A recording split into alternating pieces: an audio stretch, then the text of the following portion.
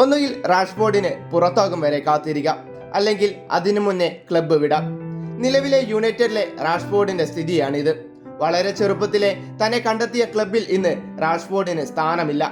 18-ാം വയസ്സിൽ യുണൈറ്റഡിന്റെ ചുമന്ന കുപ്പായമണിഞ്ഞ റാഷ്ഫോർഡിന് ഫുട്ബോളിൽ പലരും ആഗ്രഹിക്കുന്ന നേട്ടമായിരുന്നു അതെന്ന് അവനും അറിയാമായിരുന്നു.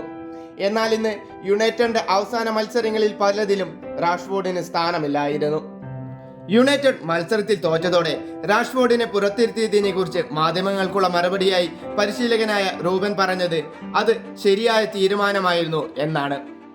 കളിക്കളത്തിലെ മോശം പ്രകടനമായിരുന്നില്ല റാഷ്ഫോർഡിന് ടെൻഹാഗിന്റെ 11-ൽ ഇടം നേടാനാകാതെ പോയതിന് കാരണം. ട്രെയിനിങ്ങിന് എത്താത്തതും അമിതമായ ഉറക്കവുമെല്ലാം റാഷ്ഫോർഡിനെ മോശം കുട്ടിയാക്കി. യുണൈറ്റഡിൽ തന്റെ ആദ്യ മത്സരത്തിൽ ഇരട്ട ഗോളുമായി തുടങ്ങിയ റാഷ്ഫോർഡിന് ആരും ആഗ്രഹിക്കുന്ന തുടക്കം തന്നെയാണ് ലഭിച്ചത്. കളിക്കളത്തിലെ മികച്ച പ്രകടനവും പുറത്തുള്ള ചാരിറ്റി പ്രവർത്തനങ്ങളും റാഷ്ഫോർഡിന് മാധ്യമങ്ങളിലും ആരാധകരിലും താരപരിവേഷമാണ് ലഭിച്ചത്.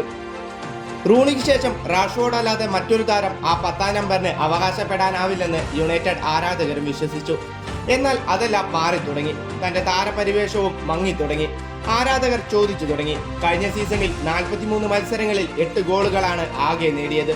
യുണൈറ്റഡിന്റെ മോശം കാലത്ത് ഒറ്റയ്ക്ക് ചിറകിലേറ്റി പറന്ന റാഷ്ഫോർഡിന്റെ കഥകൾ പഴങ്കഥയാവുകയാണ്. ഇനിയും യുണൈറ്റഡുമായി കരാർ ബാക്കിയുള്ള റാഷ്ഫോർഡിനെ ക്ലബ്ബ് വിടാൻ ഒരുക്കമാണെന്ന് അറിയിച്ചിരുന്നു. എന്നാൽ അമോറിമിന് താരത്തെ വിട്ടുകളയാൻ താല്പര്യമില്ല എന്നാണ് റിപ്പോർട്ടുകൾ പറയുന്നത്. യുണൈറ്റഡിന്റെ മഹത്തായ ആ ചെങ്കുപ്പായത്തോടും 10-ാം നമ്പറിനോടും നീതി പുലർത്താൻ റാഷ്ഫോർഡിന് ഇനിയും അവസരമുണ്ട്. 27-കാരനായ റാഷ്ഫോർഡിന് യുണൈറ്റഡിനായി ചെയ്യാൻ ഒരുപാട് ബാക്കിയുണ്ട്. അതിന് റാഷ്ഫോർഡിന് സാധിക്കുമെന്ന് തന്നെയാണ് ആരാധകരും പ്രതീക്ഷിക്കുന്നത്.